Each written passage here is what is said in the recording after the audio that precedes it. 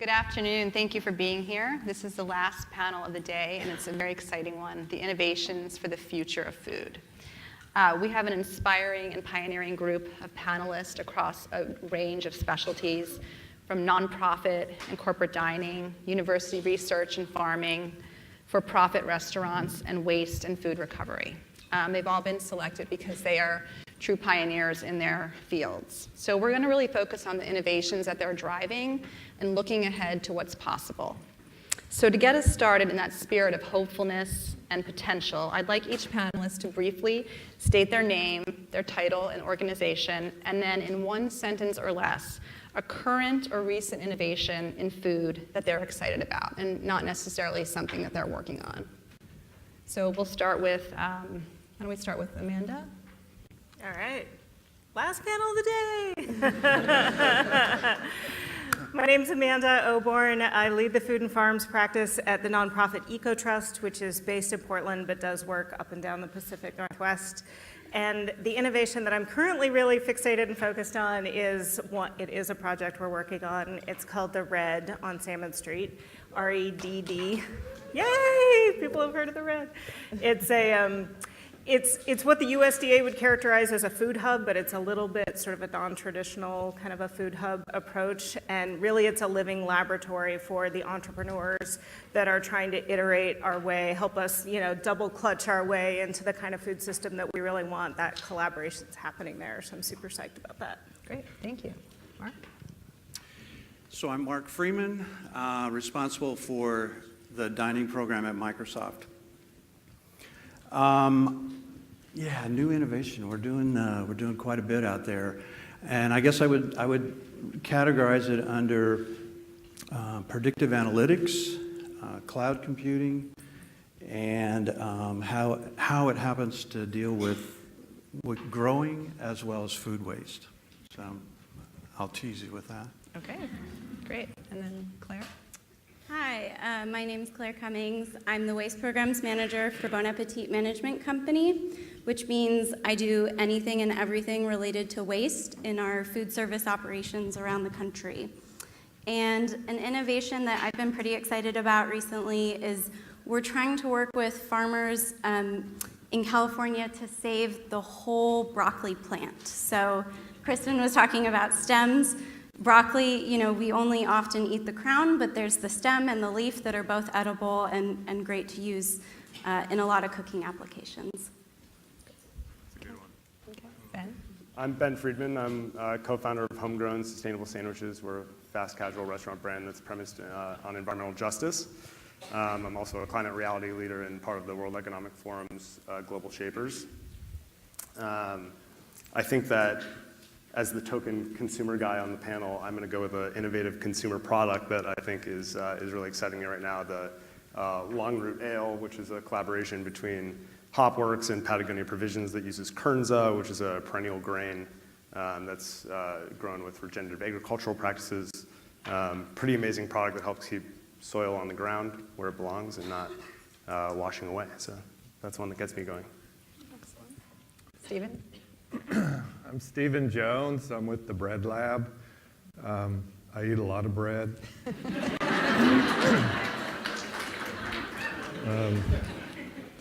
Don't fear the gluten. So, an innovative thing that I'm interested in, and it seems odd, possibly that it's innovative, but to make food that has not had the hell processed out of it, affordable, and that's what we're looking at.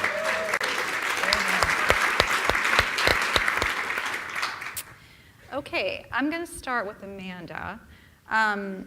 Amanda works to harness the purchasing power of schools and institutions and empower farmers and ranchers and to develop an infrastructure to connect the two. So my first question for you, and you spent time in the public sector for many years as well, is how do you work to convince for-profit companies to be more interested in sustainable food systems? Yep, that's a great question. It was the private sector I worked in, and it all comes down to dollars and cents, the way our markets work right now. for any food service director at any institution, public or private, they have to manage a budget. So creating the opportunity for knitting together processors, producers, processors, distributors in a way that lets that product get to that market in an affordable way, that's the whole game, I think, pretty much. And we focus a lot on meat. I'm like, everywhere I go, I feel like I'm talking a lot about meat and well-raised meat and the idea that the best answer for meat, much as Kristen said, is to just eat a lot less of it, and then when we do eat it, spend more for it, have it be well-raised, have it helping restore soil, have it helping steward water resources, and all of that sort of stuff. So one of the ways that we've brought all of those threads together is we've worked with a couple of food service directors in the Portland area and a pork farmer actually up here in Washington State, Ephrata, and a distributor that has business both in Seattle and Portland, to allow chefs at dining facilities to buy whole hogs, but not have to teach their staffs whole animal butchery. So it's really complicated. There's a lot, labor laws are, all of that process is complicated. So whole animal butchery is not an easy thing to train in an institutional kitchen, but there is a process now and a whole system worked out where a chef can buy a whole pig, have it come already cut into the loins and the belly and and they have a whole process for taking that in, cooking the whole animal, having their menu work with that, having their workflow in the kitchen work with that. It doesn't tax their staff. But it allows them to use the whole animal, and they're serving things like ramen and street tacos and all kinds of stuff that the students or the eaters or the diners in their facility are loving anyway. So that's one way. Great. I think a good segue now is maybe to go to Stephen Jones, because he is actually doing what sort of Amanda's trying to facilitate, which is he's working in a university and an institution, and also working with farmers, so bringing the two together. So for those of you who don't know, Stephen runs the Bread Lab at the University of Washington, and it's an amazing place if you've never been before.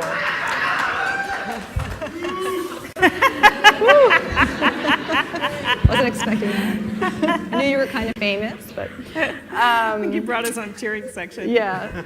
So Stephen is a grain breeder.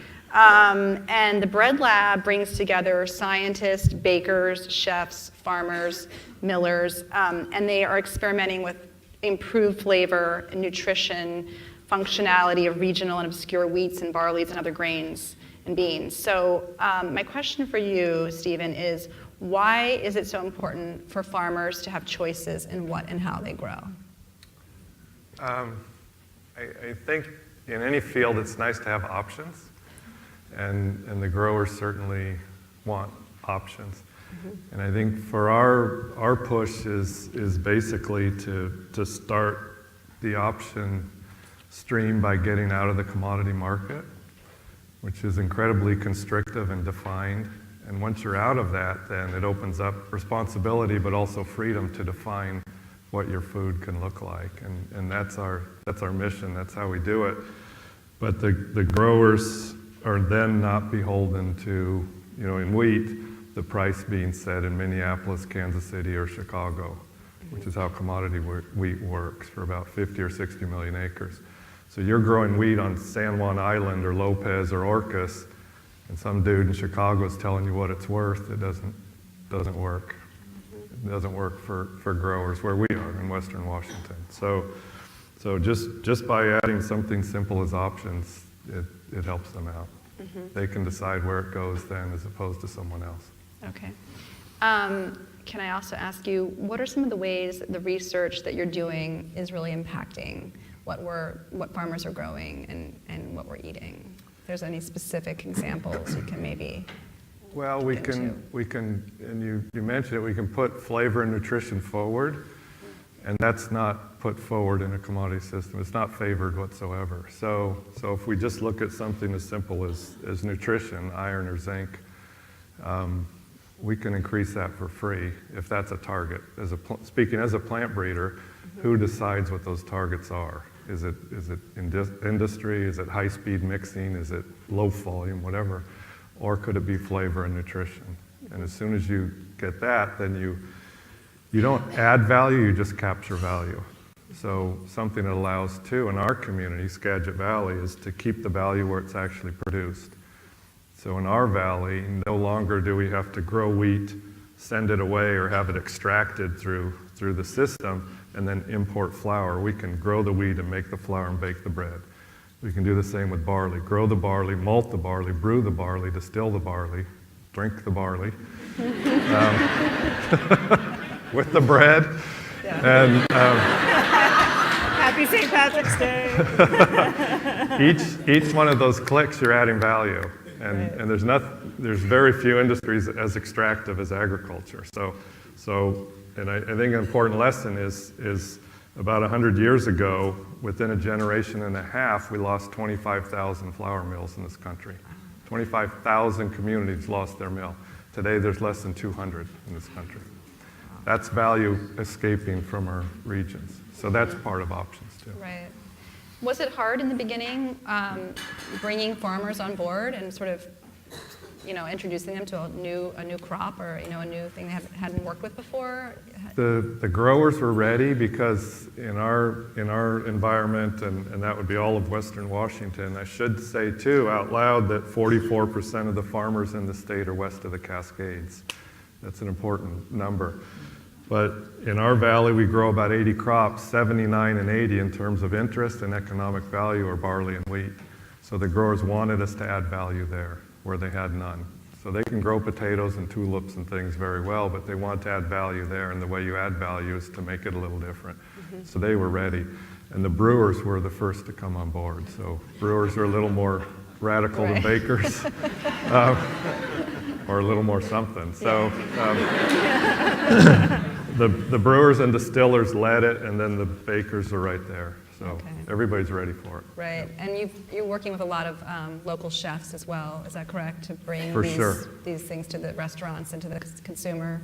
For sure. There are culinary uses outside of baking for these things as well. Yeah. Okay. Great. So let's move on to Ben Friedman, co-founder of Homegrown. He has sustainable sandwich shop Homegrown here in Seattle, 8 locations, and also in the Bay Area. It's a fast casual restaurant brand. Since you're on the consumer side or the for-profit side, what challenges do you run into trying to grow a for-profit business that prioritizes sustainability? And maybe you can highlight a solution that you've come up with that if there's other people out here who are interested in, starting a business with sustainability at its core, what they can learn from you. Yeah, that's a good question. I think the main challenge is that it costs a lot more.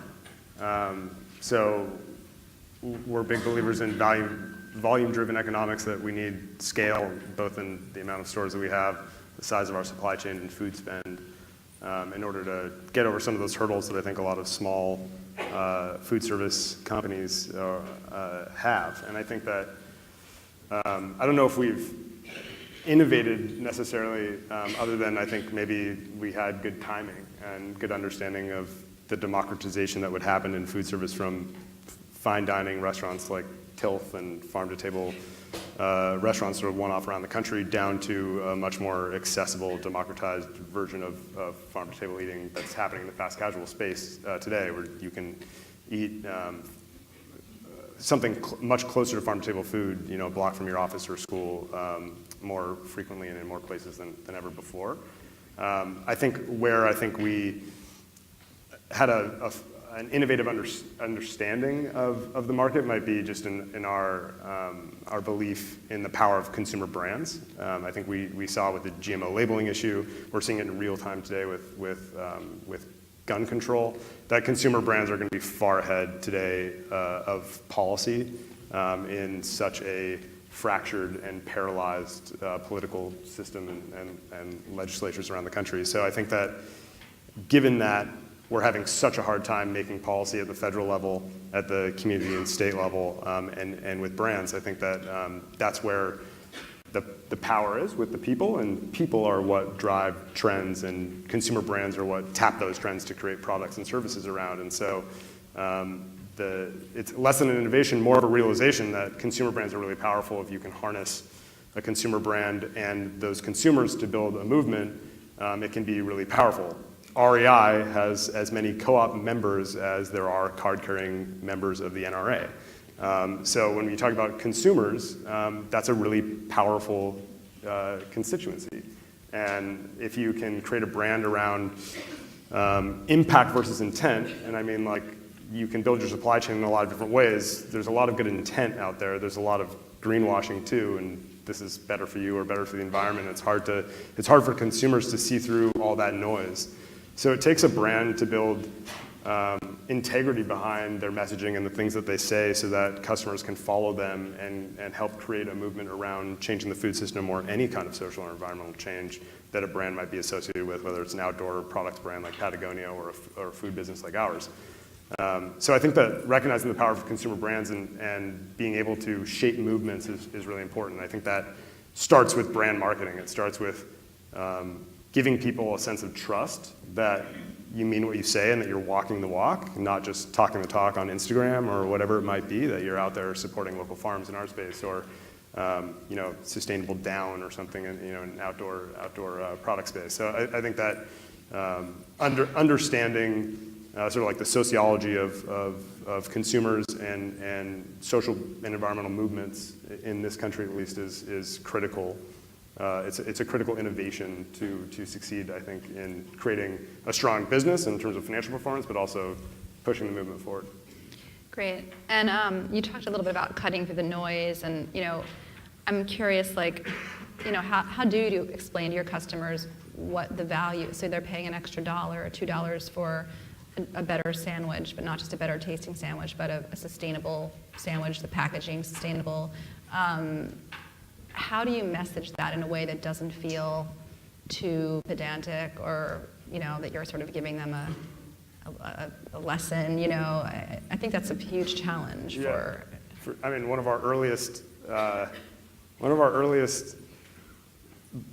beliefs when we were building the brand at the very, very beginning in 2009 was don't be preachy. There's a lot of social or environmental movements have that issue when it comes from an intellectual or academic background and you're translating that into sort of marketing language or everyday language. It's very difficult, I think, to distill complex ideas like the relationship between food system issues and climate change issues, right, into an Instagram post or something like that, for example, which is a lot of what we think about on our team. I think that for us, consumer education has always been an integral part of our brand. And it's not just because we care about the movement and we want an educated populace which will vote for the right leaders and the right policies to push movements forward. It's that we're more expensive than Jimmy John's, right? And we need to defend the value of our food. And we can't defend the value of our food. We can't explain the value proposition of a $10 to $12 sandwich at Homegrown if our customers don't know about, sustainable agriculture or soil erosion or pesticides or any, the innumerable issues that we're facing in the food system around sustainability, human health or animal welfare or environmental justice. So I think that for us, that's critical is consumer education in a thoughtful and approachable way. Okay. Let's move on to Mark Freeman, Senior Manager of Global Dining Services at Microsoft. Some interesting statistics here about, he's responsible for feeding over 65,000 people and serving over 45,000 meals a day in over 90 separate locations. And it's a lot. And his award-winning program features many unique advancements in the corporate dining industry. So, Mark, can you talk about some of the innovations that are changing institutional and corporate dining programs and that you're obviously driving? Sure. First of all, to start out, we feed a lot of people out at Microsoft, and we consider it a small city, and it is a small city. And so, I think one of the initiatives that we have, and the reason that I'm there, is really to attract and retain the best and the brightest, to get them to come to work for Microsoft. But behind that, I think as listening to the other guests here is that, we are a place to be able to, test these different things that happen because we have a small city there and we can test it. And I have the resources to be able to support it financially and, the human resources as well. And so maybe some of the stuff that we can do there can scale and we can find, more cost-effective ways to be able to do things, right? So I start out with that, but as far as innovation, I started out with predictive analytics and cloud computing, and we're doing some interesting things at Microsoft. We have on our cash registers, we have our cashless and cashierless kiosks that we have, and we're actually taking the data off of those cash registers, and it's not individual data, it's group data. But we're able to understand how many calories are being consumed by the Microsoft employees, or carbs, or salt, or sugar, or whatever it is. And so we can as we introduce a healthy option, let's say we start a cantaloupe special and run it for a week. We have the baseline data to be able to understand if people eat healthy during that week, number one, but also do they continue to eat healthy after we stop the promotion. And so we have this data source that is very valuable for us to be able to analyze how people are eating and how we can maybe change behavior. But then as we do at Microsoft, we always take that to another level, and we're now using that data to be able to predict. So we plug in predictive analytics, and we are then able to predict how many people will come into our cafe tomorrow. And we're at a 96% accuracy rate on that. We're at a 92% accuracy rate 30 days out. So as we start to understand how many people are actually going to be coming in the cafe tomorrow, we can then predict how much food we should prepare, which then means we don't have the food waste because we haven't prepared it in the first place. And so, taking that to a farm example, and we haven't done this yet, but what I'm hoping to do is get this predictive analytics further out so that we can talk to a farmer and tell them exactly when to plant so that we have the most fresh and most nutritious food on the other end, because we know exactly when we're going to use it. And so, again, I think it's a an idea that is not universal out there, but I think it's something that we can do at Microsoft that may take the rest of the world into this area of understanding data and be able to do some predictive analytics around around the planet, really, to hopefully reduce the amount of food waste that we have at the beginning of the process. Mm-hmm. Do you see opportunities where, let's say, the public schools, where there's still, a problem with kind of the quality of food, and there's just still so much, poverty and children who are hungry? Do you see there some learning that can happen, or some collaboration that can happen with big corporations like you, kind of reaching out and working with the public institutions a bit more? Yeah, I think so. One of the other initiatives that we have is we're growing our own lettuce, and we have some tower gardens, about 40 of them, I think, on our campus now. Again, they're all connected to the cloud, and they're all managed through a service tablet. We have them actually around the world. We have them in Beijing and Tel Aviv now. But I see the ability to bring, I guess, that learning, if you will, into the school system. I've seen, we're not actually doing it, but I've seen some examples of where those tower gardens are coming into the elementary schools, and the kids are getting connected to the plants. But where I think we could add value is what we're doing is, because we can monitor our farm across the world, if you will, in Redmond, that we can help those kids start to understand, how their plants are growing, how the machine's operating, and all the nutrients that go into it, the light sources, the electricity, the water flow, all those kinds of things. But in a world that they're starting to become used to, and that's the phone and the tablet. And so now they can interact with the plant, understand the plant, and it's like I said, kind of in their world, if you will. Mm-hmm. Can I add something to that? Absolutely. That from the perspective of a farm-to-school person, I find that there is huge value in corporate cafes that have a little more luxurious budgets to work with and a little less regulation. We convene a group called the Northwest Food Buyers Alliance, and there's a Seattle group, the LIFT team, Local Institutional Food Team. And both of those groups put different types of institutions together, so corporate cafes and hospitals and schools and higher ed campuses and all that sort of thing. And the reason, even though there's sort of a mission basis, obviously, for working with schools or hospitals or corrections or those kinds of public institutions, the corporate campuses play such a vital role in that cross-functional, collaborative kind of a group, because they have a whole different, they're just operating in a whole different paradigm, so they can sort of rise all boats, lift the whole tide, that kind of thing, by you bring farmers to the table or ranchers or technology to the table, and then schools can benefit. They can sort of ride along on your pricing or your whatever you have negotiated that would be great for schools, but they could never access that, independently if they tried to do it themselves. So, I'm in. Thank you for being in.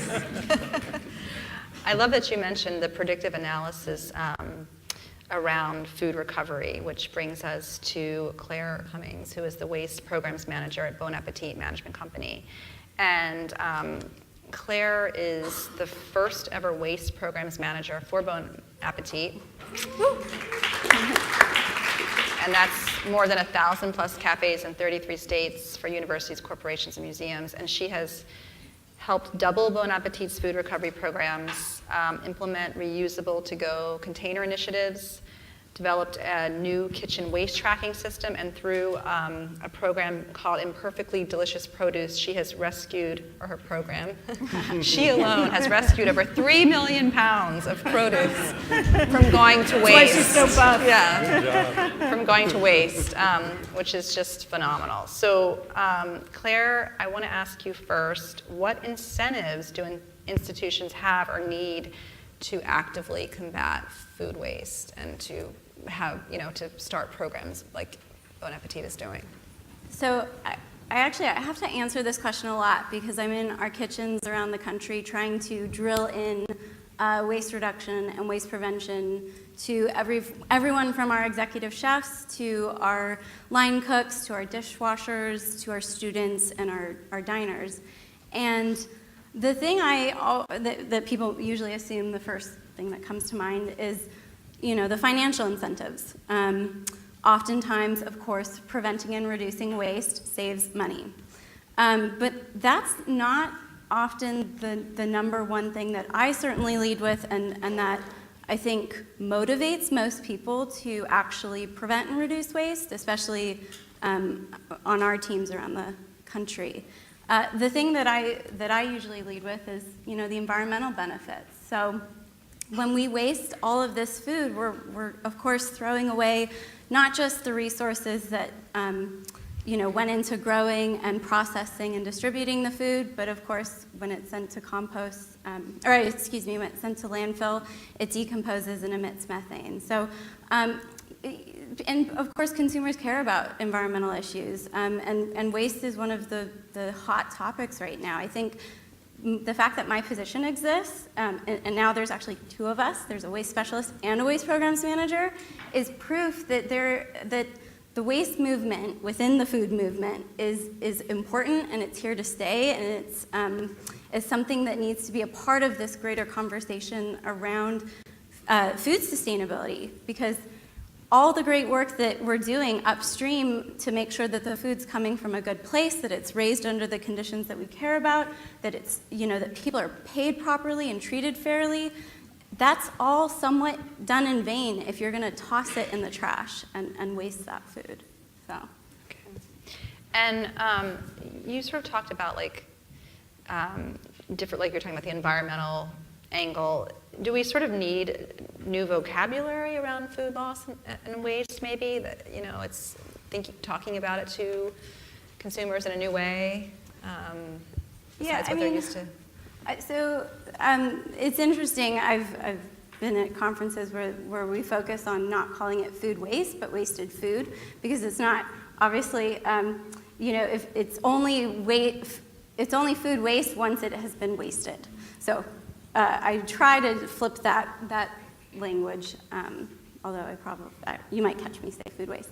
But yeah, so wasted food, not food waste. The other thing that in particular I've noticed or experienced in the past 4 years trying to prevent and reduce waste on the farms that we work with and in our supply chain through the Imperfectly Delicious Produce program you mentioned is when you go to talk, so I've visited many farms, and I learned this pretty quickly the first time I went out to a farm to talk to them about all those romaine leaves that I was seeing in the field. I launched into this discussion about, well, why are you wasting all that stuff and blah, blah, blah, blah, blah. And the farmer immediately was like, well, that's not waste. That's just, a part of production. And it's getting tilled back in the land. And it led to this really great education for me around the fact that when we talk about 40% of the food being wasted in the United States, it's a much more nuanced issue than that. It's not as simple as there's all this edible food and people are just deliberately leaving it in their fields. And we wouldn't have, most farmers would try to, would be getting this food to people in need if it really was an easy issue to solve. It's a much more complex issue than that. And so I think not just the language needs to change, but also the conversation needs to change. When we started trying to rescue spinach, so oftentimes when someone goes through the field to harvest spinach, they'll go through it once, harvest it, and then disc it under and replant, and it's a whole new crop. And we asked them, well, there's still a ton of leaves left there. Why couldn't you just let it grow a little bit longer? You don't have to put as much water and resources into replanting the field and harvest it a second time. And we did that for a while. We asked them to save that product, and we learned over the course of a couple years that it wasn't really financially beneficial to the farmer to do it that way. We weren't buying enough, and we weren't moving enough product, and we were selling it, or we were buying it at a lower price because it was quote-unquote imperfect. And this has led to current, present day, where we're now having a much more nuanced conversation with the farmer about, well, how can we make this work for you? Can we, if we purchase, for every field of first cut spinach, can we have you just harvest a second cut, not sell it through a separate market, and have us pay a fair flat rate price for all the spinach we're getting from you, regardless of if it's first or second cut?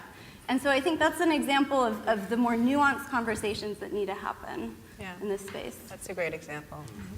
And I think getting back to the thing about the broccoli and the stalks, like as parents, don't cut the stalks off the broccoli for your kids and, tell them, oh, you just have to eat the flower, I see that happen all the time. So we can start like that simply, like at the dinner table, make that part of the meal and don't get your kids thinking that that's a bad part of the vegetable, right? All right, so we're just about at the moment where we start taking questions from the audience. So unless the panelists have anything else they want to add before we wrap up? No? Okay. Do we have questions? Maybe down here on the second row, or we got something over here.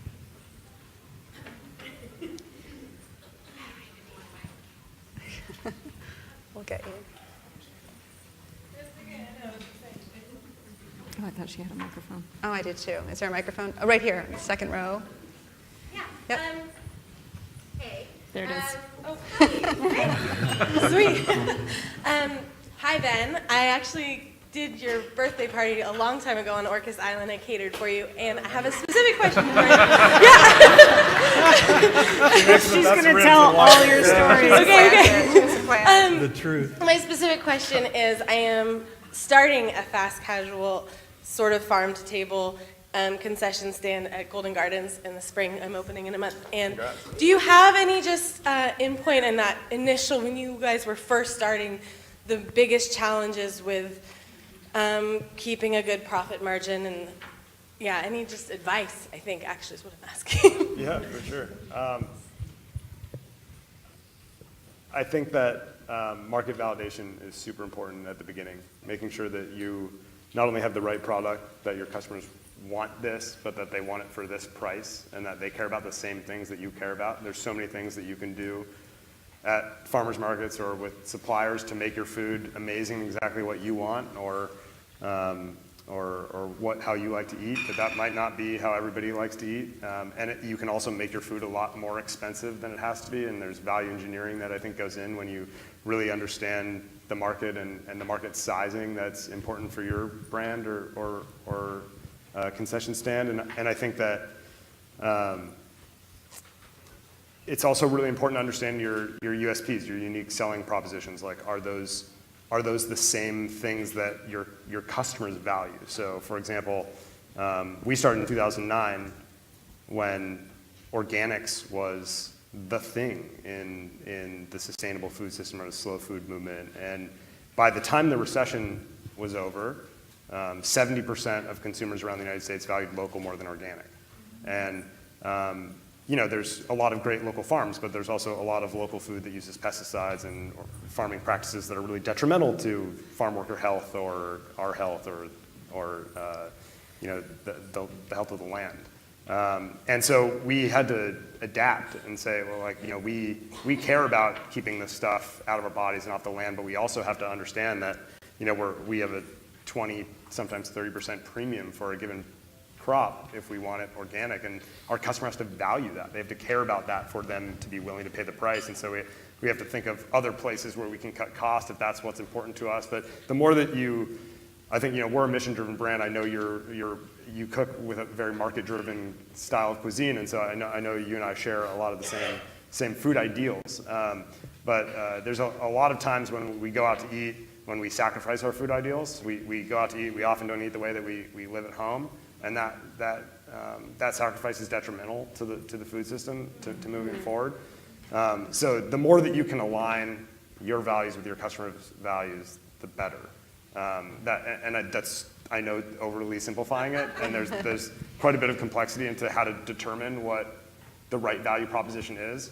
But that's the hardest thing when you start, I think, a food brand. When you care about where your food comes from and why, that's the hardest thing to match up, because there's a lot of cheap food out there. What's the name of the new place at the beach? Mary's at Golden Gardens. Mary's? Thanks, man. Hi, I'm Laura Demmel from Bozeman, Montana. My question is for Stephen. How do you envision scaling more breeding programs like that focus on nutrition and flavor across the country, with considering variables of farm culture, societal cultures, maybe in the Midwest, and climate change? Sure. So the climate change one, I'll answer first. And our strategy for climate change is to combat diversity with diversity. So if the climate is more diverse and whatever it's doing, we keep diversity in the field. So we create modern land races and things like that. So that's for that. The other one is we don't promote anything, but if we did, we would promote scaling down instead of up. And the model that we have is replicable as opposed to scalable. So if we're keeping value within a community, each community then would decide what the best model is for it within there. But we are offering a parallel path to a system that's very powerful and very beautiful, depending on your definition of it, but could be considered unjust as well. So we don't fight that system, we just acknowledge it and then we offer another one, and that model is replicable. So this question's also primarily for you. I know you joked about it in the beginning, but there is a population, myself included, that is medically required to be gluten-free. And so how does that play a part in what you do and in the industry as general? Sure. Many times so we eat lunch together in the lab, many times we'll be eating, we'll say, hey, we're GF today. So, and not on purpose even, if that makes sense. So there are many grains that we eat. Buckwheat is one, millet is another. We can do things with 100% buckwheat. We don't do discovery in GF per se, gluten-free per se, because we try not to add more things to our food, right? So, but we can do buckwheat and millet cookies and things as well that are 100% with no wheat in them at all. So and I don't mean to diminish anything there, but we don't really go into discovery along those lines. And we don't want to go into, we only have 11 minutes left, so we won't go into the whole thing about gluten intolerance, but to me as a wheat breeder, it's giving me too much credit to say we screwed it up, right? So it's what we do with our wheat, it's not the wheat itself. So there's a lot that we do that could be considered not correct to it. So. Your question? Okay. So my question is to Claire. I did organize some food waste awareness campaigns in my campus in undergrad. And so I literally took the food waste and put it out in dining hall for students to, like they literally had to walk past their uneaten pieces of pizza. And like from their faces, my question comes from like the reactions I saw then on their faces, like they had no idea that this thing was happening. They were shocked. So I was wondering if you have like an estimate for like a ratio or percentage of how much of this food waste happens just because people have no idea because they have never thought about it and they don't know the facts, and how much of it happens just because they don't care. And even if they were exposed to all those facts in the world, they would still not change their behavior. So I don't have stats to give you, but I have, I guess, anecdotes and just experiences. Interestingly, we have a lot of students that come to us that are like, we want to fight food waste and we want to start, preventing waste in your operations. What can we do in the kitchen to help? Like, what advice can we give you?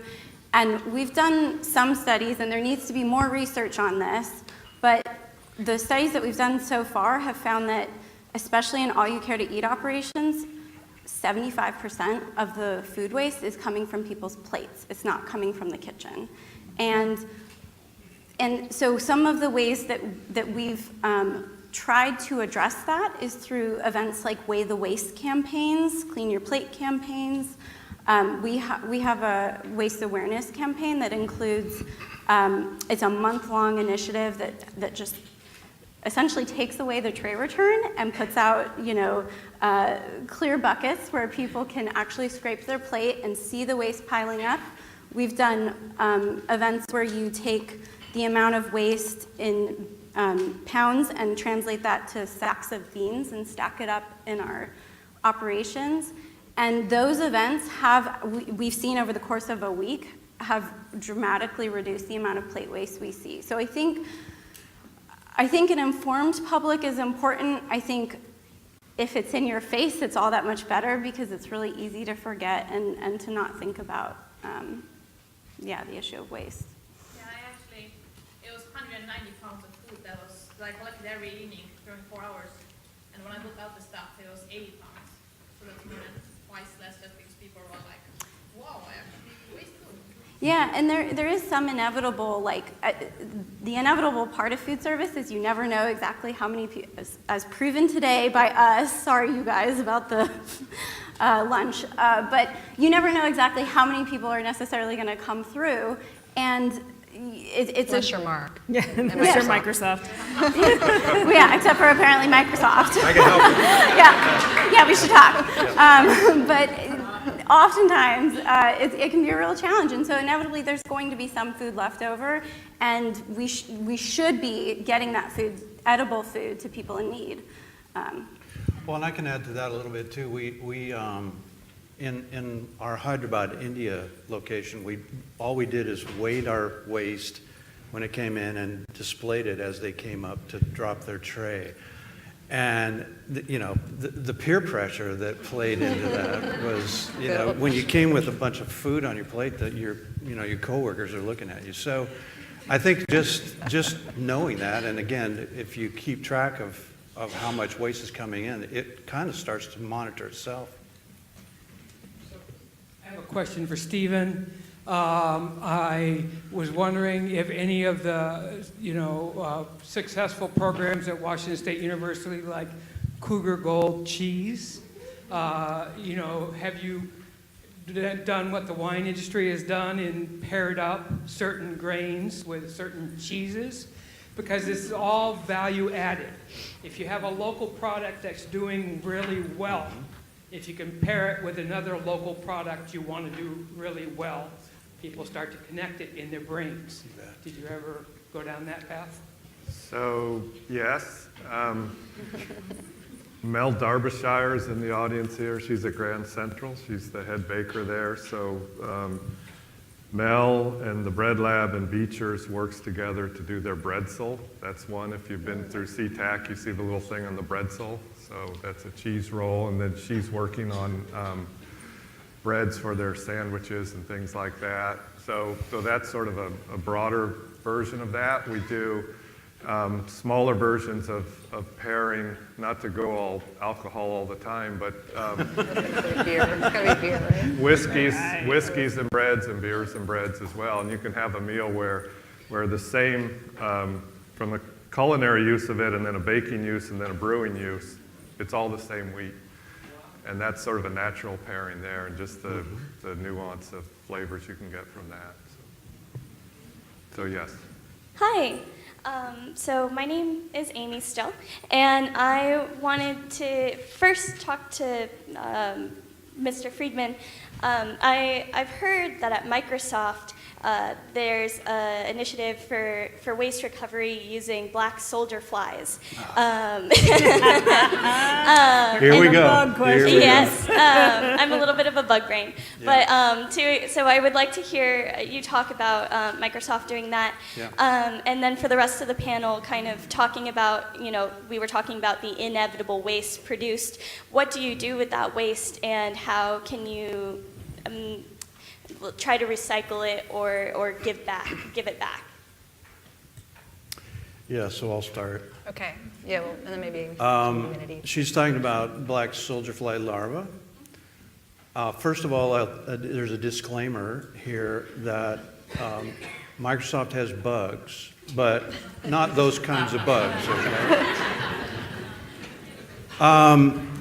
So we started growing lettuce hydroponically, and then we moved to aquaponics. And that also then took us into food waste and that sort of thing. And my farmer, who is an expert on black soldier fly larvae, brought this to me, and I pushed her away for many, many weeks, and eventually started listening to her. And black soldier fly larva is a non-pest fly. It eats about 4 times its weight in garbage, and when it becomes a fly, it lives 2 days. It has no digestive system. It just mates and dies. So what we started to do is play with this a little bit, and we got some flies, and they started eating some of our garbage. Probably the first group ate about 25 pounds of garbage a day. Then, once they became mature, we blanched them, so we boiled them, if you will, before they became a fly. Now, I know where you're going with this, but we don't eat them, right? But what we did is turn them into fish food. So now the fish are eating the flies. So it's a circular economy where the fish are feeding the plants are feeding the flies are feeding the fish. So it opened up a lot of different doors when I started listening. There's a group out of USC that is doing some stuff on scaling this. And so we're now scaling. We have a lot of these black soldier fly larvae, and we put them in trailers so that they're contained. But, and we monitor the heat and that sort of thing. And we're about up to 100 pounds of garbage a day now that they're eating. So, you know, we don't have enough fish yet, so we're shipping that off to the chickens. But it's starting to get real interesting when we start to scale this. And then, as happens at Microsoft, what we are doing is getting our software developers interested in it so that we can start tracking the bugs so that we can get them under control. We can start to understand them better. And It's a great, yeah. I think this is a great way to end the future of food. I mean, talk about innovation. I think, well, we have 1 minute left. Does anybody else want to talk about, speak to waste? I just want to hit the waste real super quick. We have a test baker, Julia Burstein is her name, and when she came to lab, she was just obsessed with the fact that we had stale bread and breadcrumbs around. And she now pulverizes it into repurposed flour, and she can make things out of 100% breadcrumbs. Wow. That's incredibly delicious. Yeah, so. that's amazing. I would also just add that the question of food waste isn't just a question of waste itself and problem-solving waste at that moment. It's as much a cultural, behavioral issue of we are a very disposable culture. And if we were to take sort of ownership personally and community level for our own behavior and our own orientation to the world and you know, weren't as disposable or as consumerist about everything we do, we could, you know, be mindful about the preciousness of everything we create, whether it's us personally or the animals or the plants in our midst. And I think that's just an important orientation for folks like us to think about. Well, we're out of time. Okay, really quickly. Farm bill, Shelley Fingre's food waste marker bill. Anybody thinking about that or make a move on or evaluate it? Food waste in the farm bill? So Just bring it back to the policy talk this morning, you know, where we can go with. We just wrote her a letter about value-added producer grants and all the rural business development grants and all that sort of stuff, but not food waste. yeah, so honestly, so I can't speak specifically to that, but I will say that one of the biggest policy issues that I've experienced in the realm of preventing waste is the Bill Emerson Act, which protects food donors from liability, is great but not sufficient. And I believe Shelley Pingree and the Harvard Law and Food Policy Clinic have done some work on this in adding better language around what it means to safely donate food, because our experience has been that as a company who wants to donate food, we will go and do it in numerous places, and there is often a huge discrepancy between what a local health department thinks is safe and acceptable versus what, you know, the health department in Seattle versus LA, and we get a lot of confusion around what it means to safely donate food, what can be donated, and how. So, Thank you all so much for coming to this last panel.